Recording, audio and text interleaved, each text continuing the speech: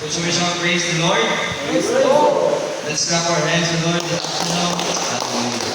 Always remember that God must be increased. Amen. We must decrease and God must be increased. Amen. So this afternoon, my preaching is about in Jeremiah chapter 1, verse 4. It says here, "Then the word of the Lord came to me, saying, Behold, I formed thee in the belly. I knew thee, and before thou comest forth out of the womb, I sanctified thee, and I ordained thee a prophet unto nations." Verse 6, "Then said I, Lord God, behold, I cannot speak, for I am a child." Verse 7, "But the Lord said unto me, Say not, I am a child, for thou shalt go to all that I shall send thee, and whatsoever I commanded thee, thou shalt speak." Verse 8, "Be not afraid of their faces, for I am with thee to deliver thee, saith the Lord." Verse 9, "Then the Lord put forth his hand and touched my mouth, and the Lord said to me, Behold, I have put my words in thy mouth." I entitled this message, "We are conquerors." Amen? So, this afternoon, the book of Jeremiah, mga kapatiran, Jeremiah is one of the prophet of the nation of Israel, which is nandiyan sa pre-exilic, so meaning hindi pa na-exile ng Israel sa time na ito, hindi pa na-capture ng Babylon. So also, Jeremiah is called the weeping prophet because madami siya or ganyan yung inano ng Panginoon siya. He is a weeping prophet. He prophesied into Israel about the coming of the Empire Babylon, yung attack ng Babylon. He also warned the nation of the destruction of Babylon, of Israel. Pero they did not listen to the words of Jeremiah. They rejected the word of the Lord. They ignored God's mercy to them, mga kapatiran. That is why not all people, mga kapatiran, sa ating panahon will listen to us. We will bring the message of the gospel, pero hindi lahat makikinig. Not all people will agree in what we say. Not all people will believe. Sometimes we will be mocked. Siyaan sa tao, mga kuturan. Sometimes we will be insulted. We will be frustrated, mga kuturan, because we will get insulted.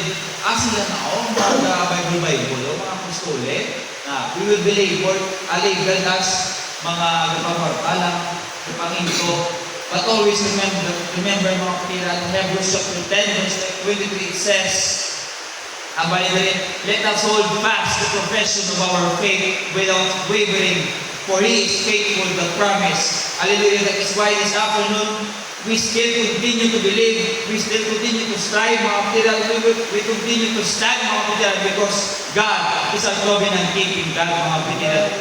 We will not forsake us, mga kapatiran, because He is faithful that promise. Kabalo din mga kapatiran, kasi hindi sila magpapi sa aton, kasi hindi sila magpapi sa aton dala.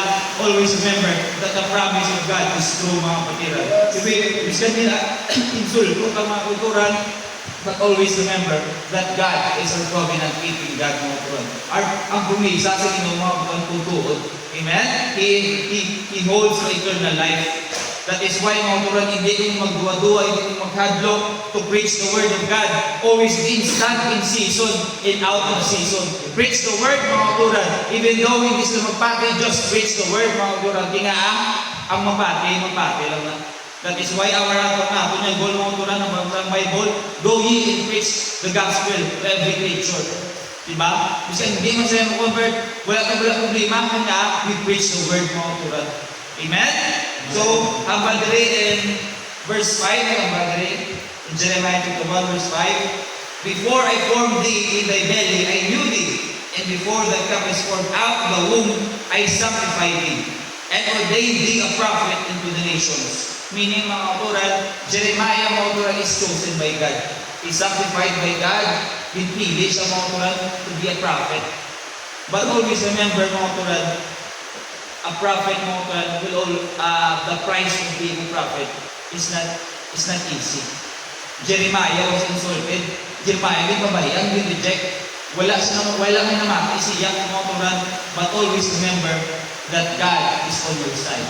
He will always be behind you, He will always be before you, kumotoran, and remember that He is inside of you, kumotoran. We must not be afraid, kumotoran, because we are sanctified by God. We have the Holy Ghost. Amo na yung age na mo, bro, we have the Holy Ghost. That is why we must always remember that we strong in the Lord, kumotoran. Kaya nga, ara sa atin. He will not leave us comfortless. He will always go with us even to the end of the world, mga turan. That is why, verse 6, balik sa dali mga turan, then say, balik Jeremiah, I am Lord God, behold, I cannot speak, for I am a child. So meaning mga turan, si Jeremiah, nagbalibad. Lord, ng bata ko, hindi ko pa himo, sa gusto mo, hindi ko himo pa kawali, wala ko mayroon. Ginoo ako mahambal, kitla ko. Isama ko turan sa kabuhi, nagkabalibad ako sa Ginoo.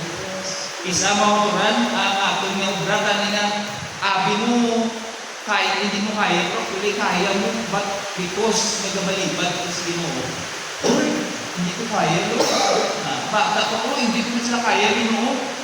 Diba? Anong mas Ginoo? Kung ara ka sa Ginoo, mga turan, we can do all things through Christ, which strengthens us, mga turan. Ang muna kang hindi ka magambal, hindi ka magbalibad sa Ginoo. Kaya nga, once ang Ginoo magbalibad sa atin, hindi ka kulukol, mga turan. Amen? Once magbalibad sa atin, once kuha ko niya namin sa ating ilong, diin ta. That's why we must be thankful, mga turan.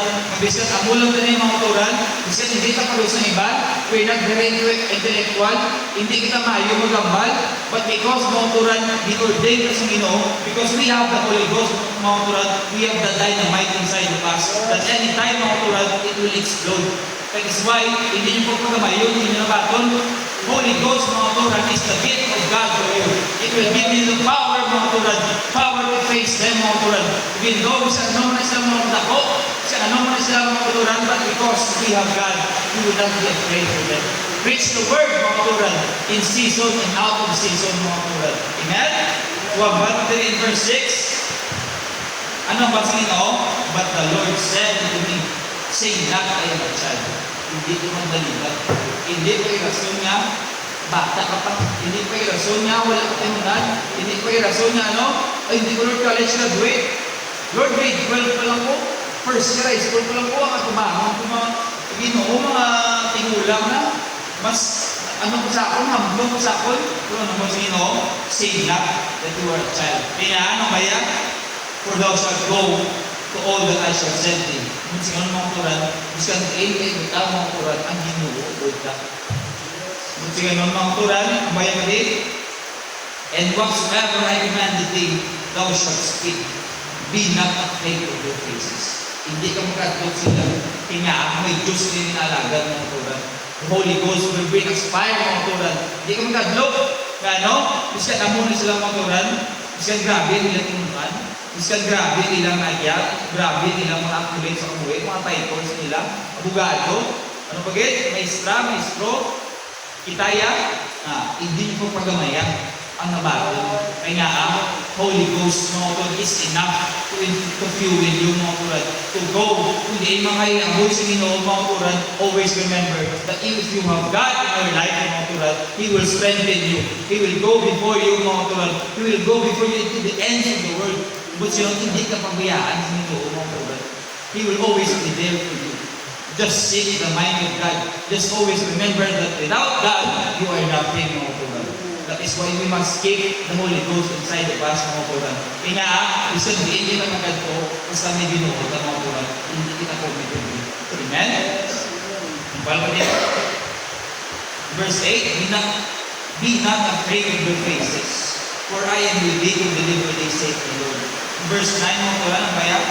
Then the Lord put forth His hand and touched my mouth. And the Lord said to me, behold, I have put my words in thy mouth. Ang buti na gano'n, mga tulad, hindi ko kaya naaarasin mo dito. Kaya we have the armor of God. We have the shield of faith. We have the breastplate of righteousness. We have the helmet of salvation. We have the sword of truth. Ang buti na gano'n, mga tulad, in-equip mo tas Ginoo. Depende na lang sa atin kung paano sila dito. Kaya kabalo ko ng mga otoran, when a soldier, mga otoran go in the battlefield, kabalo ko ng pananong iniinom nila sa inyo bilang shield. Ginaano nila, ginatungkoy nila sa oil. Kaya, once mag-agoy ang kaway, paglambot kasi yung shield, matispin na sinong madalhay na. So meaning mga otoran, if your armor mga otoran will couple with the Holy Ghost, with prayer, with fasting mga otoran, wala amount mga otoran, the darts of the wickedness mga otoran, mag-ikaw ko sa atin. Kaya we are conquerors mga otoran. We have all the armor of God mga otoran. We must destroy the strongholds of the enemy mga otoran. When the devil will say, I am like a lion, but always remember, he is just like a lion. But we have the lion, the tribe of Judah, which is Jesus Christ, my Lord. That's why we must not be afraid. Ano ba yan? The devil is like a roaring lion seeking whom he may devour. That is why, mga Lord, the devil will face us. We must also face him, mga Lord, with the lion, the tribe of Judah. Why? Because we are conquerors in Jesus Christ, my Lord. We are co-laborers in the vine in Jesus Christ. We are not competitors, mga Lord. We are co-laborers. Ano atong goal? We must destroy ang bago ni Darwin. We must attack the strongholds of the enemy. We must attack the campuses. We must attack the cities. Kaya we have the dynamite inside of us. Bring that dynamite, mga Lord, in the fields of the devil. Bring that dynamite in the strongholds of the devil. Kaya we will destroy them, mga Lord, with our Holy Ghost inside of us. We must not be afraid. Our God touched our mouth. He put His words into our mouth. That is why speak. Ang bago ni Samuel, speak for the servant leader. Let the word of God speak in your mouth, mga Lord. Because if you have God, mga Lord, hallelujah, no amount of enemy will destroy us. That's why always remember to put yourself, mga Lord, that you are a conqueror of God. You are not a child anymore. You are a conqueror. You are a conqueror, mga Lord. And Jesus Christ, our leader, is a proven conqueror. He destroyed death on the cross. How much do you want to run? Paano ka naman yung mga itago? Because our leader is a great conqueror. We must also be a great conqueror. That's why we must launch out of the deep and destroy the strongholds of the enemy. Put yourself, or put the armor of God and equip yourself with prayer and fasting. Your Holy Ghost, mga turan, as the oil, mga turan. And oil, kaya may bakit sa yawa. Because when we cannot defeat the devil by our own selves, we will need the gift of the Holy Ghost. Always remember that you are not a child anymore. You are a conqueror. Do not deny. Do not, wala na talibay, mga turan.